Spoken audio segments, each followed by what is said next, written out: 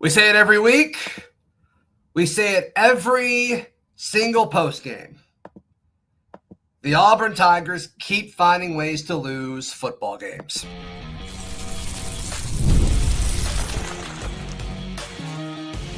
You are Locked On Auburn, your daily podcast on the Auburn Tigers. Part of the Locked On Podcast Network, your team every day. Welcome on into Locked On Auburn, your daily Auburn Tigers podcast. I'm your host, Zach Blackerby, and thank you so much for making Locked On Auburn your first listen every single day, especially after what we just saw. Lindsay, Crosby of the Barn Auburn hanging out with us. He's really the MVP because I don't know what this internet's going to do in this hotel room. So thank you so much for Lindsay for being the anchor here. Auburn loses to Missouri 23-17 in double overtime. And there's so many different angles to discuss this. But the first one I want to hit, because it's so fresh and top of mind, is just the lack of hope and lack of confidence when there's an opportunity for a game-winning drive, an opportunity to say, hey, offense, go win the football game, even when you're given a short field in an overtime. And there's just no hope. There's just no confidence from anyone outside of that coaching staff. I don't even know if the players believe that they're going to score. I mean, it feels like a lost cause. It's very sad, and I really just hate it for the players. Can I give you a fantastic stat here? In the two overtimes, Auburn finished with negative yards. Because Auburn went backwards in the first overtime by 7 yards, and then they only picked up 2 in the second overtime. And I'm sorry. You can't both lose and be bad at doing it and expect to still have your job. And this is ignoring stuff like you shouldn't have been here in the first place. You had 3 different opportunities to get a field goal to take a lead, and you never did it. You missed it. You sent out McPherson to kick a 50-yarder, and it was both wide and short. I don't know what we're doing here. Yeah, which I hate that Alex was put in that situation. That's been the talk all season of Alex is good up to a certain point. I don't know. I'm sure that was discussed at some point if he feels good from 50. It did not look good from 50. Nope. Surely that was discussed at some point. If not, I really think Hugh put Alex in an awful spot. So I'm gonna give him the benefit of the doubt there. Yeah. It's just the inconsistencies on offense, and I don't think Jackson Arnold was terrible this game in some situations as far as throwing the football. I think he had better passes tonight than he normally does. But my goodness, the lack of presence to take sacks in the worst timing, I've never seen anything like it. You saw it going into half. You saw it in a situation towards the end of the game, and then in overtime. What are we doing here? You've played college football for more than a few games. You're several years into this. And every fan watching knows in certain situations, hey, I can't take a sack here. And he's like, I'm going to get sacked anyway. You have to have bailouts, whether you're throwing it at somebody's feet, whether you're escaping the pocket and getting it out. It's atrocious. We went live on the Barn. I called for Jackson Arnold for there to be a quarterback change at the half. Mm-hmm. He had a better second half to his defense, but goodness gracious, it's stuff like that where if you can't trust your quarterback to win you a football game, he will lose you a football game. And so I have no faith that a quarterback change is going to happen. None. But I think you have to have that conversation after what you've seen. If you can't deliver when it matters, you can't deliver. That's for a head coach. That's for a quarterback. That's for a whole offensive identity. And you can say whatever you want. It goes back to Freeze. Like, Jackson's been put in this situation because we all know what Jackson's capable of at this point. Yep. And Jackson's being trotted back out there again. I hate it for every player on this roster. It's a shame. It's an absolute shame. The thing that's wild to me, and I want to make it clear because I see a little bit here in the comments, and thank you to the 2,400 of you who are here right now. I'm not blaming the players. I think at this point you have to blame Hugh Freeze. But like when you look at how the 2 overtimes progressed, ignoring all the stuff in regulation, which was bad. We'll get to all that. Jeremiah Cobb got 2 carries. Eric Singleton got 1 target. Preston Howard got 2 targets. And when you and I were talking in the room before we started, as we got to overtime, I was making jokes that like, hey, how do you win this football game? Oh, yeah, you just feed the ball to Preston Howard. Kind of making jokes. No, yeah, and the origin of that was, I was like, hey, they're going to score a touchdown here. I'm super interested to see, okay, Hugh Freeze, what do you got when maybe your job's on the line here and you've got to drive a short field in overtime to give yourself a shot to win this game? What's your best? What's the best thing you've got in your bag? And it's nothing. Shovel pass up. There's no plan ever. Great first drive. You had a plan. We saw that against Georgia. And thankfully, the second half offensive production was a little bit better. But like when it matters most, Lindsay, there never seems to be a plan. They don't. I feel like the issue here, there's a quote, and I'm going to butcher this, but everybody's got a plan until they get punched in the mouth. Auburn does not know how to respond. They have an idea, hey, this should work. And the opening scripts work. Gus Malzahn's opening scripts worked. You know what he fell back to when he was calling plays live? Halfback dive up the middle. And Hugh Freeze can't even get that level of production in this situation. The scripts are fine. Maybe just build the whole thing out of game scripts. Because when they're calling plays live, it's just a bunch of random things. There's no concepts. They're not setting other stuff up. It's a bunch of plays. It's not just random plays. You don't have an identity. You don't have a plan. Jeremiah Cobb has maybe the best Auburn run of the season. Gets him in scoring position. And I don't think they gave him the ball again. What are we doing? Cam Coleman had a 46-yard catch down the sideline. And you didn't score on that drive either, if I remember right. What I don't understand, it would be one thing if you didn't have an offensive identity and you were just kind of relying on physical ability and playmaking. If you had a defensive-minded head coach, if DJ Durkin's the head coach of this team and Auburn's offense is messy and underproductive, you would get it. But that's not the head coach of Auburn football. Hugh Freeze is the head coach of Auburn football, the guy who's talked about putting wide receivers in the league and putting tight ends in the league and being this guy with this dynamic offense that can take down Alabama.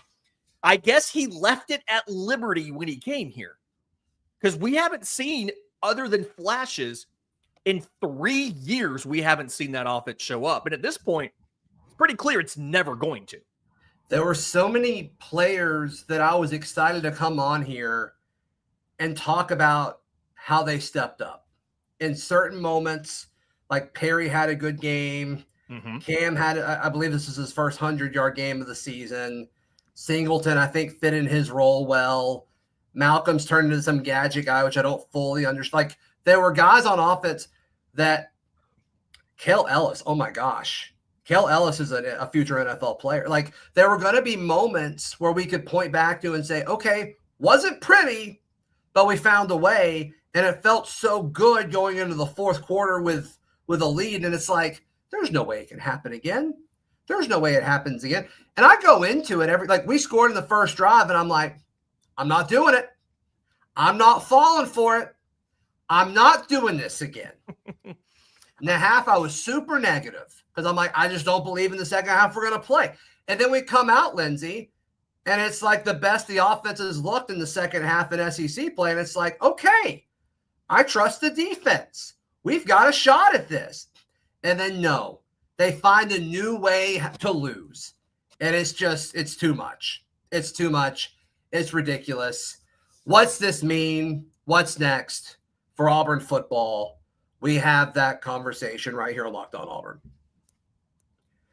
Today's show brought to you by our friends at FanDuel. FanDuel is America's #1 sports book. If your first $5 bet hits, Lindsay, you get $300 in bonus bets to use across the app. It's great. It's fantastic. Listen, it's awesome. I'm pivoting on I'm at baseball. a loss for words here. Depending on when you bet this game, nope, they all covered. If you took Missouri, you won. Well done. Well done for the folks who picked Missouri, which was most people in the comments. They were like, why does FanDuel want me to bet on Auburn? They're begging you to take Missouri. And I think most of the commenters did. So hopefully you won money. And like I said, hopefully that was your first $5 bet. You get $300 to use throughout the app. Today's show also brought to you by our friends at Game Time. Game Time is the best place to buy tickets. It doesn't matter what it's for. It doesn't matter what it's for. A lot of Auburn fans filling up Jordan-Hare, which is great. I use Game Time for my New England Patriots tickets that I'm going to see tomorrow. Drake May plays football tomorrow, and I will be watching him. Very excited. Use promo code LOCKEDONCollege for $20 off in the free Game Time app. Thank you so much for making Locked On Auburn your first listen every single day. Auburn fans are a special breed of fan. The passion, the loyalty, that Jordan-Hare was electric, and they believed again. And I think early on they were like, let's see it. Let's see it. And then you give us reason to believe again. You just rip our hearts out. Rip our hearts out. There's like 3,000 of y'all in here who watched 4 quarters, 2 overtimes of that, and are like, I need more of it. That's where we're at. And we deserve better than what we're seeing on the field. I think we all agree with that. Mm-hmm. With the crap that we've had to watch on the offensive side of the football this season, all of these Auburn fans deserve better than what's happening. Does that mean a change at the top? I'm there. We'll see if it happens. And we saw all these reports kind of circle out saying, hey, the administration fully backs Freeze. In their eyes, they think that he's better, like because of the officiating, how we've been screwed and all that. And I'm like, I hope that's not true, Lindsay. I hope that's not true at this point, but I don't know. I don't know, because it seems like every step when there's decisions to make, I'm not confident we make the right one. But Zach, we're close. We're so close. He's going to say it today. I wish I remember who said it. You can't spell close without lose. And that's where we're at right now. Yeah, the time for moral victories is over. The time for hoping and praying that it gets better is over. And the frustrating thing is there's so many other teams that have figured this out quickly. Kurt Cignetti in Indiana just got a massive pay raise because they are a ranked team in his second year there. They knocked off Oregon. We can't beat Missouri. We have a lead against Georgia and not only collapse, but it's the way you do it. Again, I think the situation would be different if you had good offensive performances and you had some bad breaks, you had some bad officiating calls, you had some things go against you. You had, I believe, you had like 2 positive plays in all of overtime. And like at this point, it's just you had 2 long drives in the second half, 86 yards and 73 yards. Your opening drive was 75. Outside of that, it's a bunch of 0 yards, 8 yards, 7 yards, -1, -7, 2 yards, 35 yards. It's not good enough. I think you and me could figure out how to get an offense to have 2 good drives a game. And at this point, it's not fixable. It's not fixable, and you've got to make a change. And the change has to be someone new at the top. I don't know if you need to change Jackson Arnold. I don't think that's the problem. The problem is the team doesn't know how to win. You've got to get somebody who runs the team, a head coach, that can make them believe that they can win again. What's so disheartening is, okay, you lose 4 straight, and then you look at what's coming. I think Arkansas is a brutal matchup for us. I really do. I think with what they're doing with Petrino, I think Taylor Green is balling, and they're kind of like us. Like, they're barely losing to everybody, and you just, the feeling is they could beat you. It's just, can they close out? They can't close either. So somebody's got to win that game. And then, like, Vanderbilt, goodness gracious. Like, I think LSU's a little bit of a paper tiger, some pun intended, but, like, Vandy's good. You picking us to beat Vandy in Nashville? I'm not. No shot. Mercer, okay, great. Kentucky almost beat Texas. What does that mean? I mean, I think we'll beat Kentucky at home, but, like, I don't think that's a gimme anymore. And then, you know, Alabama somehow they look unbelievable. It's crazy. It's crazy how good they look, despite how they started the season. And so it's just, I was calling out a lot of the haters or whatever. Maybe they're realists. Maybe in hindsight, maybe they're realists of, like, you know, the quest to 6 wins. Like, you beat Mercer, you beat Kentucky. You still need 1 more to get 6 wins. Yeah, like, I think we beat Arkansas, but I really don't like that matchup at all. So where are we? Like, as a program, like, how did we get to this point? It's so sad. You know, the haters said we couldn't do it, and they were correct. Honestly, great call from the haters. Great call from the haters. The thing that's tough, I think about what happened when Brian Harsin left. I'm not saying you're all going to fire Hugh Freeze tomorrow. Maybe you do. But when Hugh Freeze left, you had guys on staff who had been play callers before, and you had guys who could step up and lead the team. You don't really have anybody on the offensive side of the ball that's not in the Hugh Freeze coaching tree. So what do you do if you try to let go of Hugh Freeze? I just don't understand how that's going to work. And I don't necessarily know, like, at this point, if you fire Hugh Freeze, who calls games the rest of the year? Who calls the offense for the rest of the year? Who on staff is going to be the guy you're going to be like, yes, that's who's going to call our offensive plays the rest of the year? Yeah. I do think there's an argument of, like, I'm not crazy about in-season firings. I'm not. If you want DJ Durkin to be, like, on your short list, that's the only reason it makes sense, in my opinion. But we'll see. Yeah. Justin Hokanson is one of the media members live tweeting the press conference right now, Lindsay. Here's a tweet of a quote of, like, Hugh Freeze said this. I guess he was asked about, like, fans is. He said, listen, we all know what we signed up for. I know we fit what Auburn is about, but Auburn is also about winning football. We've changed the talent level, but at the end of the day, you still have to win football games. Can I give you I know what we signed up for, Lindsay.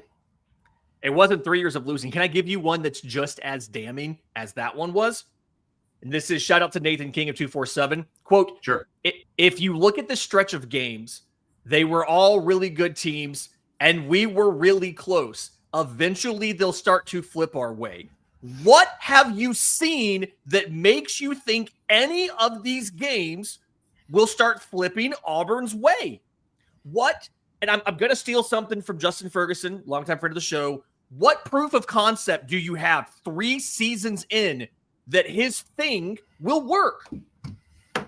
You don't. You don't have any evidence that these games will start to flip our way, because you don't have any evidence that they are coming anywhere closer to figuring out how to call an offense in the 3rd year in the program. Yeah, the way they've handled the running backs is still wild to me. Gosh, this is my first time like really looking at Cobb's numbers. 19 carries, 111 yards on the ground. And I just don't understand why you don't ride with that more. And if you don't want to give him 20 carries, like, okay, that's kind of reasonable. But like, okay, you give Justin Jones one touch, and then you give it to Omar, and Omar scores a touchdown. Yes, it was a 1-yard run or whatever. But the energy around the team when Omar had his shot, I mean, it was electric. I mean, every single player on the roster went up and like dapped him up and jumped on. Like, it was awesome. And like, as an offensive coaching staff, they're like, cool, let's don't do that again. It's so strange. Never mind the fact that Jeremiah Cobb had all of that success. So what did they do in overtime? He gets a 1st and 10 carry where he gains 2 yards. And then in the next overtime, he gets a 2nd and 13. I'm sorry, a 3rd and 6 carry where he loses 2 yards. And like, that's it. And it's like, okay, you called how many more pass plays than run plays in overtime? We've been screaming this. For some reason, your plan against Baylor was run the ball. And to your point with the Omar Mapson thing, your game plan against Baylor was run the heck out of the ball. You saw how well it worked, and you said, cool, we're not going to do that again. And like, guess what? You wanted to show that you're an offensive Freeze was asked genius. about the offensive output in overtime. Lindsay, sorry if I'm talking over you. It's my connection here. My bad. This is Caleb Jones tweeting from the presser. Hugh Freeze on the offensive output in overtime. He said, quote, obviously not a very good plan. Yeah. Thank you. Yeah. One more dumb thing. Peter Rutgerhouse, AL.com. Yeah. Freeze said they were prepared to make a change at QB during the game today, but a lot of the unsuccessful drives weren't on Arnold. If you're not going to actually make the change, why do you come out and say that in the press conference? If Jackson Arnold's the guy that you're going to say, hey, this wasn't your fault, then why do you come out in the press conference and say, hey, we were going to pull him from the game? Now he knows you were going to bench him. I mean, it's just, there's so much evidence that Hugh Freeze is not the man for this job. There's almost 3 seasons now at Auburn where they haven't been able to do it. He can recruit. He can bring players in. He can't do anything with them. He can't get a quarterback evaluation right. And he can't call an offense.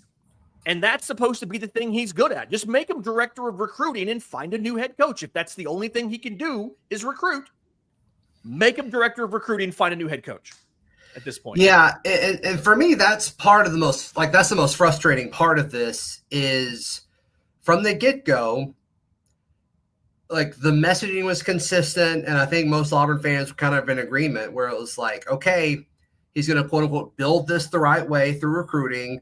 It's going to take a little bit longer, but you're going to have long-term success with it. And by year 3, you're going to be cooking. And you can see it, right? Like, I think we all agree that the roster is pretty good. I think I've got some questions on the offensive line and some questions in some position groups throughout. You know, I think they handle tight end poorly. What, you're not a believer in Preston Howard? But like, I don't think they expected Rico to transfer, you know, and once again, like that is on your coaching staff.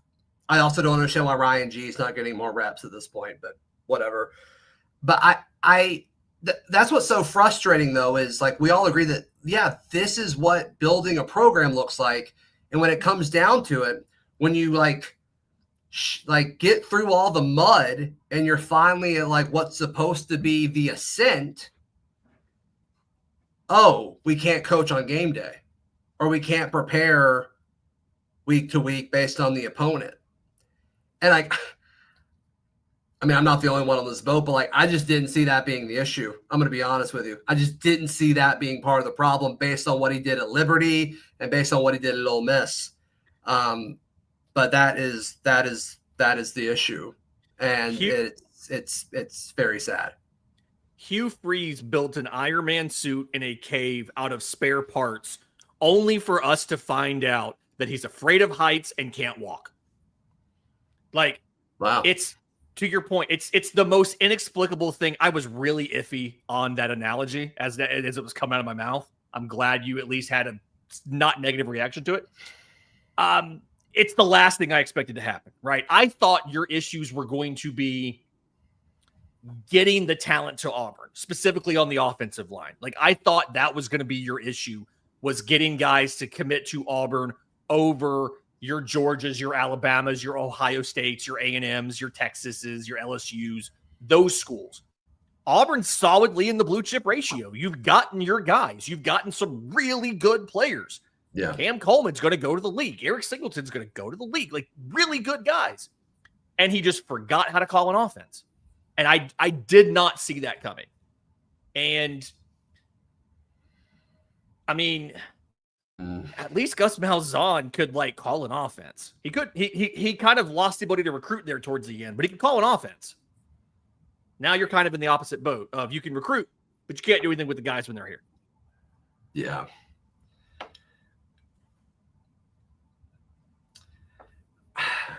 Does it happen tomorrow? I think at this point it might. I think it might at this point. And again, it's because of how bad they looked. If your offense looked good and you lost in overtime, that's one thing. But at this point, it feels like it's got to happen tomorrow. And and if it doesn't happen tomorrow, and I want to give a shout out the defense for a second, just because they deserve it. Woodyard, Atkins, 10 tackles apiece. Yeah. So good. I'm sorry, 11 tackles apiece. Combined for 6 tackles for loss, 2 QB hurries, 2 sacks between those two guys. They were fantastic. They were great. Both of the starting corners, Jay Crawford, Caden Lee, they both had picks. Both had big picks that were able to, in theory, impact the game. We'll see. Kieron Crawford, if Auburn would have won, the Kieron Crawford sack would have been the play of the game. That was incredible. He kept Auburn alive, took them out of, what would have been a long field goal range, but that really, he broke their drive and then they jumped off sides and then they threw the, just throw it up pick that Jay Crawford got. Bobby Jamison Travis was fantastic. Keldrick Falk was a cheat code. I mean, he was unbelievable. And it's just all of these guys having all of these dudes on your defense at the same time. Amaris Williams as well, as the live chat says. 100% Amaris Williams was great. It's such a waste. We're wasting it. Yeah. I hate it for them.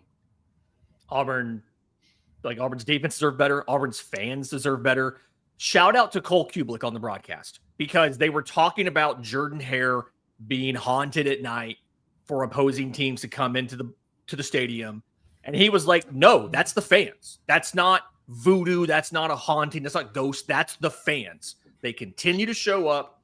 The stadium was electric. I can hear them from my house.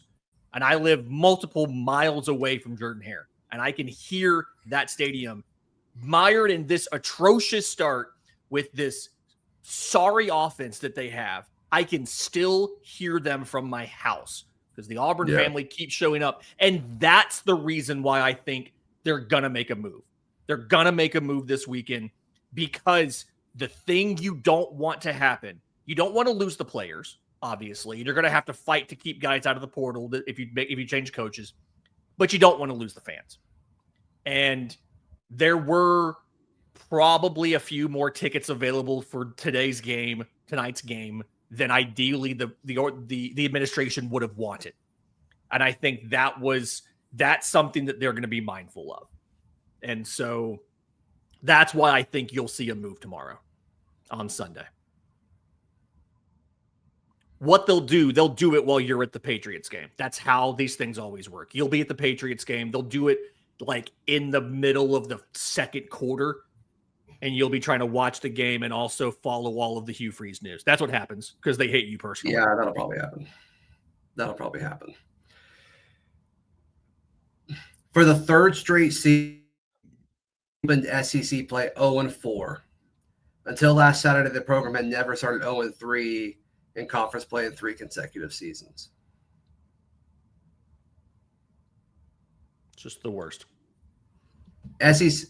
Wow, this is a tweet from Dan Peck. SEC football programs who won their most recent game at Jordan-Hare: Alabama, Arkansas, Georgia, LSU, Missouri, Ole Miss, Oklahoma, Vanderbilt.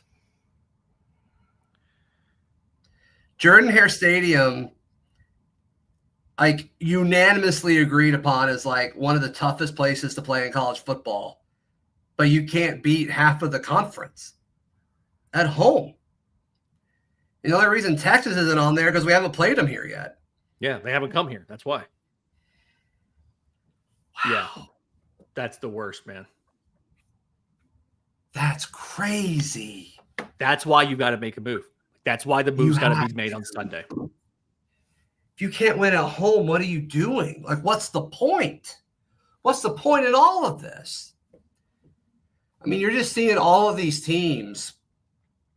You're seeing so many teams throughout college football that Auburn has more resources than. Mm-hmm. Maybe not like as far as ease or like positioning. Like, Auburn's in a tough spot. Like, it's not an easy job, but it's like it should be better than this. Like, we've done enough and invested enough where it should be better. Like, going into it, you've got to compete with Alabama and Georgia. Like, know that. But you're like, would you pick us if we played Mississippi State at home right now? I would not. I would pick Mississippi State over us. That's maybe the only team in the conference where I would pick Auburn, but I don't think I'd put money on that. Like I wouldn't be going to FanDuel for it, right? I would say publicly, I think Auburn's going to win this game. I'd be sweating that out, and I wouldn't have money on it. And that's the only team in the SEC where I'll be confident in saying, hey, Auburn will win this game is Kentucky. Yeah. Right now, shout out to Justin Ferguson of the Auburn Observer. Go subscribe. Hugh Freeze at Auburn, 14-18. We knew that. 5-15 in the SEC. He's 9-10 at home, and you write checks to give him 2 or 3 home wins every year. You're writing checks to non-conference teams to buy wins, and he's 9-10 at home. Oh my goodness. That's why the change has to happen. Yeah. Got to feel there's going to be more and more stats that come out throughout the next few days, just like how bad this has been. It's awful. It's awful. It is. I have no defense. I have nothing. For a while, I was still on the, there's a chance he turns it around, et cetera, blah, blah, blah. I have no defenses anymore. I have nothing. I think last week was when I officially kind of said, you know what, we're done. But it's just doubly so now. There's zero reason to think that this will get better under this man. So I kind of called them out a bunch last week, was saying like, okay, why is Jackson Arnold going with him to all these press conferences, like the post-game pressers? Mm-hmm. And no Jackson Arnold tonight. Yeah, I heard that he thought about making a change and bringing somebody else to the press conference and then changed his mind. So Auburn's defense has not allowed more than 24 points this season, and we're 3-4. We have an offensive-minded head coach, and we can't score 24 points in a game against like a team with an actual defense. We have one of the best wide receiver duos in the country, in Cam Coleman and Eric Singleton, on just sheer talent, and we can't score more than 24 points in a game. It's crazy. It's so sad. All right. Well, any questions? I haven't been looking at the chat. I'll look at the chat for the next few minutes if there's any questions. If anybody has anything. I'm going to grab one real quick. I like to make a joke and talk about the potato famine a lot when it came to Brian Harsin. We have a question. Yeah, when do we start calling it the freeze famine? I mean, at this point, I don't really. It's hard to argue you can't do that. It's hard to argue you can't do that. Yeah, do we like the potato famine and then like the blizzard? There's got to be. We'll workshop this, people. There's got to be something. There's something there. Like I survived the potato famine and like the freeze blizzard or the freeze over. The freeze over is a good one. How's your mental state, Zach? Because Garrett's really excited to watch you descend into madness. I'm fine. I mean, I'm upset that we lost for sure. For sure. Yeah. It's just, it doesn't. I'm going to let you grab them. I'm going to let you grab the comments because the connection here is not working when I click on them. So, yeah. A lot of this one, and it's not necessarily, I'm just grabbing one at random here. It's kind of this one.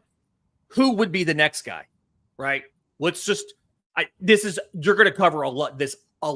I know. Mike G. But top of your head, who should be the guy if Hugh Freeze is not the guy? And I think we all know Hugh Freeze is not the guy. Yeah, I mean, I think we're all saying the same 2 or 3 names. The Ice Age is good. I don't want to do that until he's fired. I've kind of made that decision. Deal. So I'm going to wait until that's officially done. But my short list will be pretty similar to what most people are saying. The obvious one was on national TV this morning. That's my first call if I'm John Cohen. Yeah, that makes a lot of sense. Kind of scrolling through, a lot of people, Ice Age is the most common one. It's pretty good. Yeah. Why is Preston Howard getting so much run? And I think part of that is just Brandon Frazier can't play. Why is Brandon Frazier, why is the tight end the position that they're basing and building the offensive game plans around when you have all of this wide receiver talent? You're not even using Malcolm Simmons as a wide receiver, using him as a gadget guy because you've got Perry Thompson and Singleton and Cam Coleman. So why are you building things around tight ends like Brandon Frazier and Preston Howard? Yeah, tight end's a tough position to play. I understand why you wouldn't want to play freshmen in that scenario, specifically like with Ryan G, but you're thin there. And the staff must feel like he's the only one they feel confident. I mean, you're essentially learning 2 positions. You're learning how to be like a 6th offensive lineman sometimes, and then you're also learning to be a receiver at some point. And you got to block differently based on where you are positioned. There's a lot that goes into it mentally and physically. You're asked to do more in those regards than any other position on the field. Ryan G did a great job breaking down the position over the offseason as far as prepare and train for that. So I get it, but at some point, it seems like there's so many wasted plays whenever he's targeted. Yeah. A couple more here. A lot of questions about Alex McPherson. Do they still fire Hugh if McPherson makes the 2 field goals? And that's the caveat of if Auburn has a bigger lead, we don't know how Missouri approaches the very end of the game, right? Yeah, you make 2 of them, though, you probably win. Yeah. Do we need to change kickers? Is it clear that Alex McPherson is one of those things where Hugh's gonna use him if he's penciled in as the kicker number 1? Do you need to officially say we're making a change at kicker, or is that just scapegoating somebody at this point in time? Yeah, I mean, I don't think we've really put Alex in a great situation considering his situation. The 50-yarder, I think, is on Freeze. The other 2 he should have made. Agree with that. I don't think that's a crazy thing to say. But are we having this conversation if he makes those? No, because we would have won. I think we would have won. 6 points in this game's a lot. If Auburn's making a quarterback change, you don't have to excuse Sam spelling here, Deuce or Ashton? Because I feel like they probably would have gone to Ashton versus going with Deuce. I don't know if that's the right answer or not. That's probably what they would have done, I think. Yeah, I don't think Deuce wasn't discussed at all.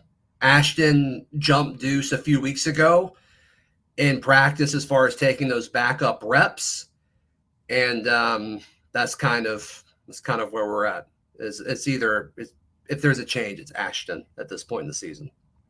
Yeah. Any concerns about losing the majority of the freshman class because of the way the season's gone? Or is that I think you should be concerned about losing anyone on the roster. I don't think anyone on the roster is safe. There are some guys that I feel better about than others. There are other guys that I would be shocked if they stayed, and we're talking about future NFL guys, to where their families have reached out to me saying that they're planning on leaving. Like, it's very sad. It's not going to be good. Yeah. Okay. Kind of final. I will say this. There has been a narrative about, like, okay, do you keep Freeze because it helps keep with roster retention? I actually think we're at the point, based on the few families that I've talked to over the last few weeks, where they're more likely to stay if Hugh Freeze is gone. And I think that's pretty telling. Yeah.